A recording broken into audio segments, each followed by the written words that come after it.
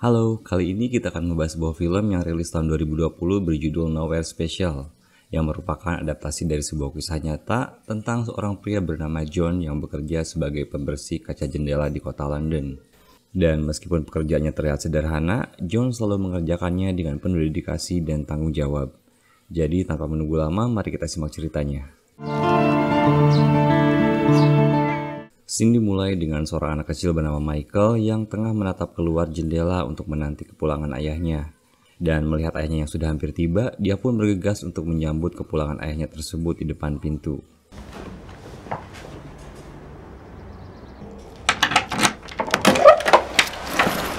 Hai Michael. Melihat Michael yang menyambut kedatangannya, John pun yang terlihat telah tersenyum hangat sembari memeluk anaknya tersebut. Selama John bekerja, Michael biasa dijaga oleh seorang neni bernama Deirdre, yang berarti ibunya sudah meninggal atau meninggalkan mereka karena tidak kuat hidup dalam kemiskinan.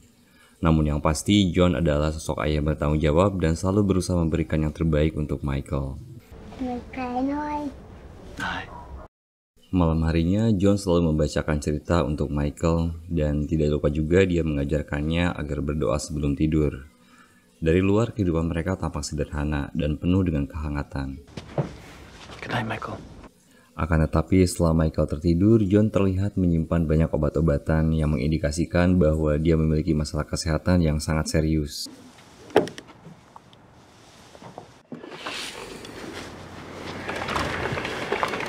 Pagi harinya, setelah John mempersiapkan sarapan, dia mengantar Michael ke sekolah. Di sana, Michael kembali mengajukan pertanyaan yang paling ditakutkan oleh John, yaitu di mana ibunya berada. Lalu dengan lembut, John menjelaskan bahwa ibunya harus pergi ke tempat yang sangat-sangat jauh. Far away. Diceritakan juga bahwa John adalah anak yatim piatu yang dibesarkan di panti asuhan sejak dia berusia 4 tahun. Lalu karena dia tidak memiliki keluarga lain, John meminta bantuan dinas sosial untuk mencari calon orang tua angkat yang bisa merawat Michael agar dia bisa meninggalkannya dengan tenang. Mengingat dirinya mengidap kanker stadium akhir dan diperkirakan hanya memiliki beberapa bulan saja untuk bertahan hidup. Lalu ditemani oleh Shona dari dinas sosial, mereka mengunjungi kandidat pertama untuk orang tua baru Michael.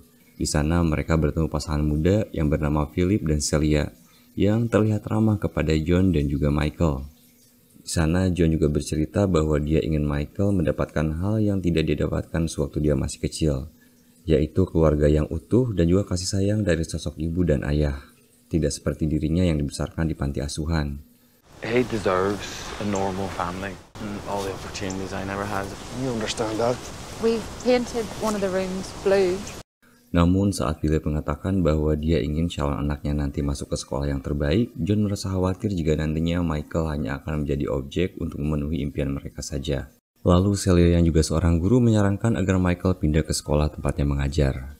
Mendengar itu, John pun mengatakan bahwa Michael sudah betah di sekolahnya yang sekarang karena di sana dia memiliki banyak teman. Setelah itu, Celia kemudian bertanya kepada John tentang apa yang harus dia katakan jika saat dewasa nanti Michael bertanya tentang ayahnya. John yang tidak siap dengan pertanyaan tersebut lalu dengan pelan mengatakan bahwa dia hanyalah seorang pembersih kaca jendela. Di jalan pulang, mereka berhenti di sebuah jembatan. Di sana, John mencoba menjelaskan kepada Michael bahwa mobil-mobil tersebut memiliki tujuan yang berbeda. Namun pada akhirnya mereka akan berhenti di suatu tempat. Dia lalu bertanya apakah Michael mau pindah ke rumah yang lain. Michael pun menjawab bahwa dia menyukai rumahnya yang sekarang.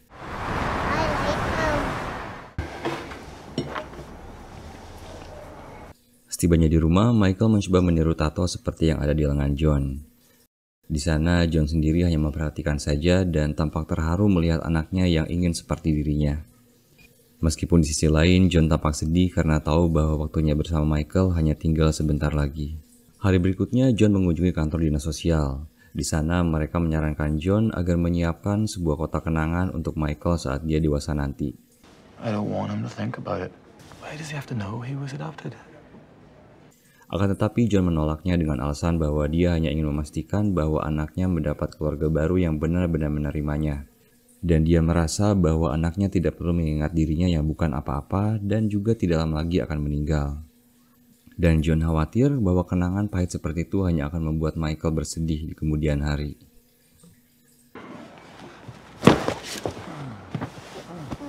Di usianya saat ini, bisa dibilang Michael sangat haus akan perhatian. Dia seringkali membangunkan ayahnya yang sedang tidur hanya untuk dibacakan buku yang dia pinjam dari perpustakaan.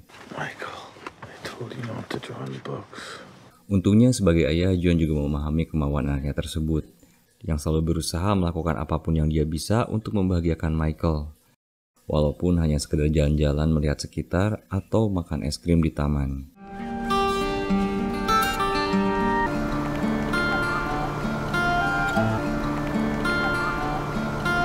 Beberapa hari kemudian, John kembali menjalankan rutinitasnya sebagai pembersih jendela. Lalu saat dia melihat kamar yang penuh dengan mainan, dia tampak termenung sesaat. Dan berpikir andai saja dia bisa memberikan berbagai macam mainan seperti halnya pemilik rumah tersebut. Setelah itu, John pun tersadar bahwa keterbatasannya bukanlah alasan untuk memberikan apa yang dia bisa bagi Michael.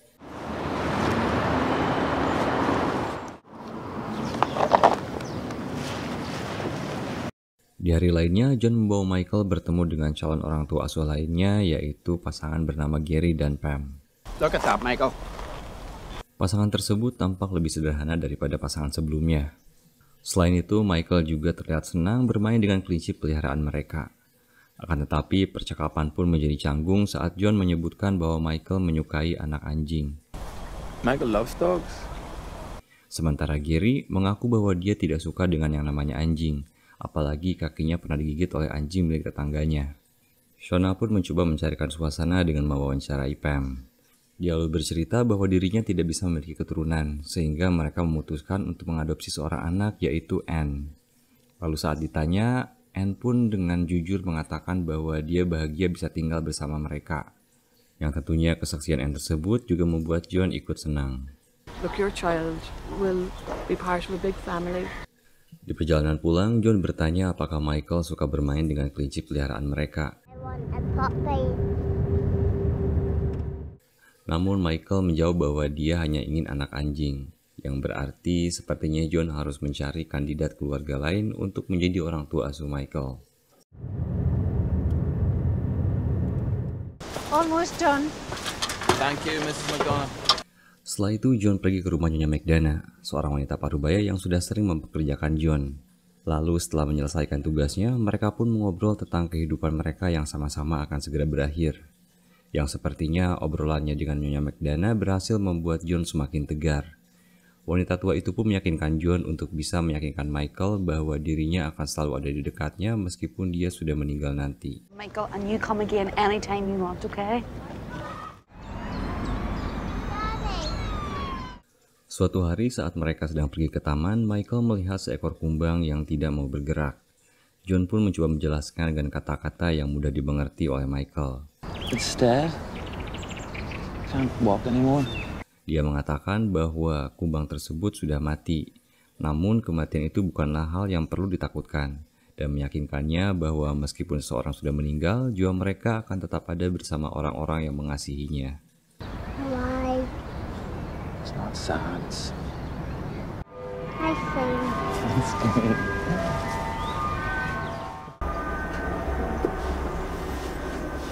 Kesehatannya yang memburuk bukan halangan bagi John untuk tetap terus bekerja. Pernah suatu ketika saat dia menaiki tangga, dia merasakan sakit yang luar biasa. Oi! I'm not paying you to sleep up there. Dia pun berhenti sejenak untuk mengumpulkan tenaga. Akan tetapi, orang yang mempekerjakannya malah mengomentari pekerjaan John yang menurutnya seperti malas-malasan. So I haven't started on this one yet. Dan setelah selesai, dia malah menghina John dengan mengatakan bahwa dia tidak akan pernah menggunakan jasanya lagi.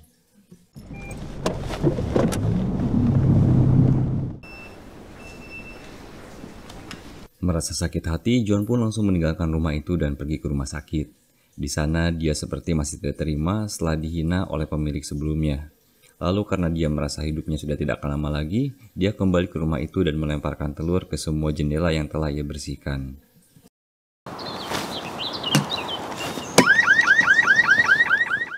Setibanya di rumah, John tampak sangat lelah. Bahkan untuk mengupas anggur saja dia tampak kesulitan. Di momen inilah kita melihat kenyataan pahit di mana perhatian John terhadap Michael dikalahkan oleh sakit yang dia derita. John pun akhirnya tertidur di sofa. Lalu melihat ayahnya yang sedang sakit, Michael pun menunjukkan perhatiannya dengan membawakannya segelas air. Sometimes the children fight, hide in the rooms. Beberapa hari kemudian mereka mewawancarai kandidat ketiga. Kali ini mereka menemui sebuah pasangan yang sudah memiliki 6 orang anak adopsi.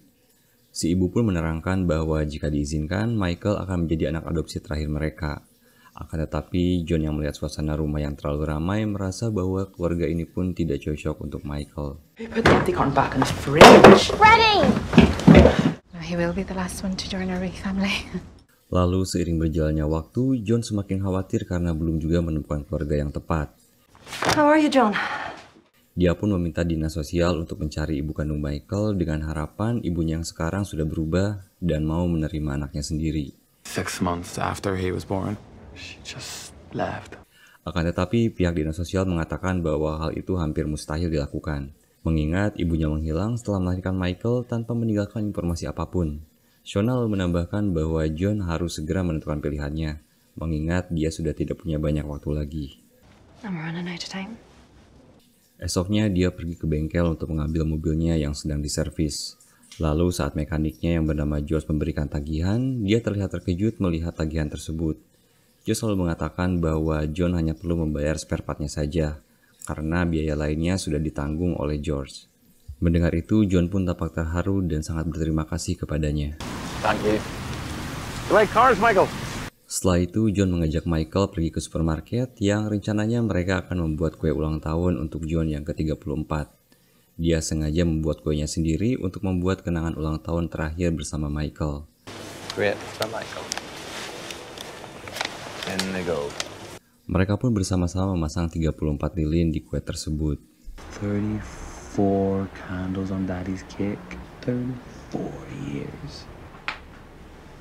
Dan John pun tampak termenung saat Michael menambahkan lilin ke-35 di kue tersebut. Dia pun hanya bisa menebak apakah Michael lupa atau sengaja memberikan ayahnya sebuah harapan. Thank you. Daddy's not so young anymore. Merasa tersentuh oleh gestur Michael, John kembali mencari orang tua asuh yang bisa membuat Michael merasa seperti di rumah. Namun berbeda dari biasanya, kali ini mereka menemui seorang wanita single. Michael, do you want a cup of tea? Dia lalu menceritakan dengan jujur bahwa dia pernah hamil di luar nikah saat dia berusia 16 tahun. Lalu karena kondisi yang tidak memungkinkan, dia tidak punya pilihan lain selain menyerahkan anaknya untuk diadopsi. I just really wanted to keep my son. I didn't even meet the parents that were set to take the baby. Dia juga menambahkan bahwa suaminya meninggalkannya karena dia tidak bisa hamil lagi. Oleh karena itu, dia berjanji pada dirinya sendiri untuk mengadopsi seorang anak. Tidak peduli apapun warna kulitnya. Yang pasti dia akan benar-benar menyayanginya seperti anak kandungnya sendiri. How many you get in? I just want a child to love, you know. Mendengar cerita wanita itu dan bagaimana dia berkomunikasi dengan Michael, terlepas dari kondisi ekonomi yang biasa-biasa saja, anehnya membuat John merasakan kenyamanan yang sudah lama tidak dia rasakan. Do you love washing windows? Do you love getting wet? Beberapa hari kemudian, John kembali mengunjungi rumah Nyonya McDana. Di sana dia menyemangati John agar selalu tegar menghadapi kehidupannya yang pahit. All I see is death. Akan tetapi John tetap merasa sedih. Dia merasa tidak ada satupun hal positif dari keadaannya yang sedang sekarat sehingga harus melepaskan anaknya yang masih kecil untuk diadopsi oleh orang lain. Yeah, but how can I do this to him? You should be dead proud of what you're doing for him. Esok harinya John kembali bekerja. Namun saat dia menaiki anak tangga, dia berhenti sejenak karena merasa sangat kelelahan. Dari situlah dia menyadari bahwa sekarang dirinya sudah tidak lagi bisa melakukan pekerjaannya. Dia pun akhirnya pulang ke rumah dan memutuskan untuk beristirahat. Lalu melihat sang ayah yang tampak sakit, Michael dengan hati-hati menyelimuti ayahnya. Dan tidak terasa mereka sudah mengunjungi kandidat kelima untuk calon orang tua asuh Michael, yaitu pasangan yang bernama Lorraine dan Trevor. Mereka menegaskan bahwa mereka mengadopsi bukan karena tidak sanggup untuk melahirkan anak sendiri, tetapi mereka tidak melihat adanya perbedaan antara melahirkan anak sendiri dengan mengadopsi anak orang lain. It's just not our choice. If someone needs parents, then we can be those parents. Lalu melihat pandangan Michael yang tertuju kepada boneka di meja, Trevor pun memberikan boneka tersebut kepadanya.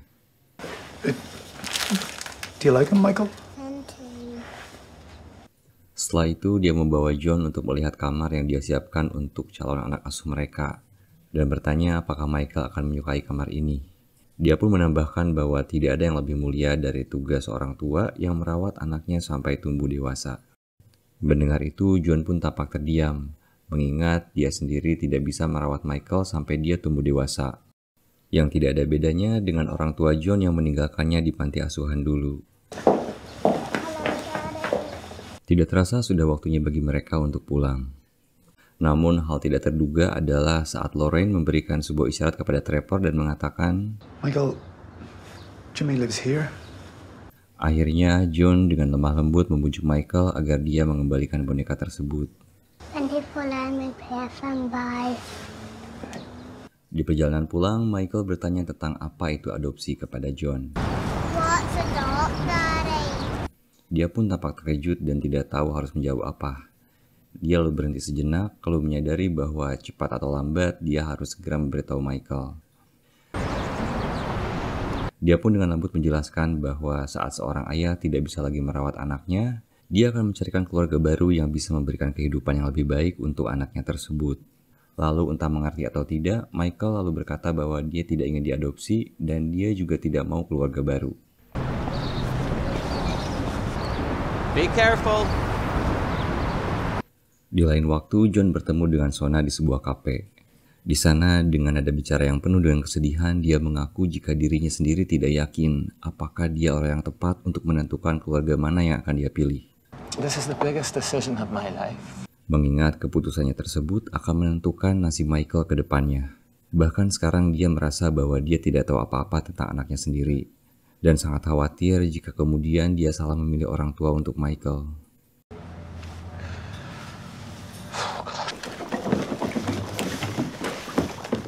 Sorenya saat John memandikan Michael, dia kembali termenung saat melihat anaknya yang begitu menyukai mobil-mobilan pemberiannya.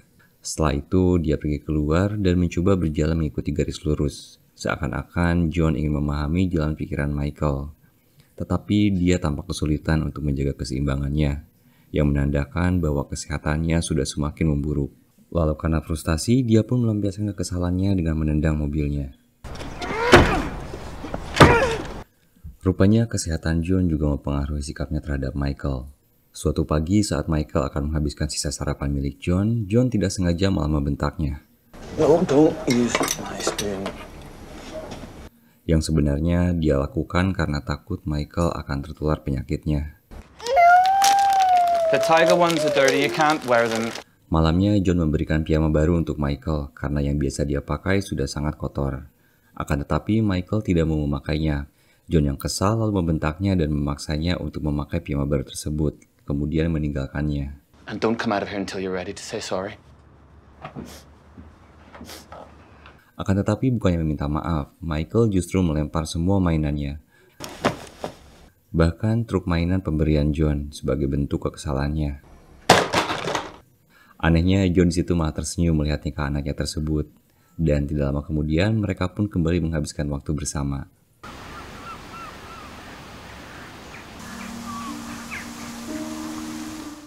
Beberapa hari selanjutnya, John mulai mempersiapkan semua urusannya. Mulai dari tempat pemakamannya sampai dengan handover pekerjaan. Termasuk mobilnya yang selalu menemaninya. If you look after her, she should let you down. Brilliant. Setelah itu, dia mengajak Michael ke taman hiburan untuk memberikan Michael kenangan indah terakhir sebelum mereka berpisah. Di sana mereka mencoba berbagai wahana, makanan, tertawa, dan hari itu mungkin menjadi hari terindah bagi Michael. Tanpa menyadari bahwa ini juga merupakan liburan terakhirnya untuk bermain seharian bersama ayahnya. Setelah itu, John tampak lebih tenang dan tegar. Dia kemudian mencoba menjelaskan bahwa sebentar lagi dia akan meninggalkan tubuhnya dan pergi jauh. One day soon, Her daddy will leave his body. Namun meskipun demikian, dia meyakinkan Michael bahwa dirinya akan selalu berada di dekatnya. Dia juga menambahkan bahwa Michael tetap bisa bercerita kepadanya meskipun sudah tidak bisa lagi melihatnya. And I'll listen. I will always be with you. Lalu setelah Michael tertidur, John akhirnya mengikuti saran dari Shona untuk membuat sebuah kotak memori.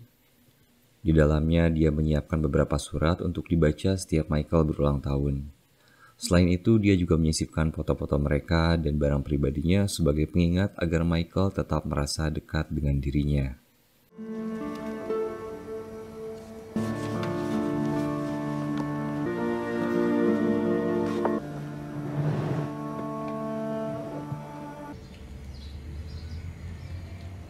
Keesokan paginya, John membawa Michael pergi menggunakan bis. Sampai akhirnya mereka tiba di sebuah apartemen yang cukup sederhana.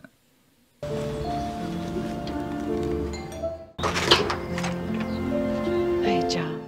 Wanita itu menyambut mereka dengan hangat, seakan-akan dia sudah menunggu lama untuk momen ini. Di sana, Michael hanya terdiam dan menatap ayahnya.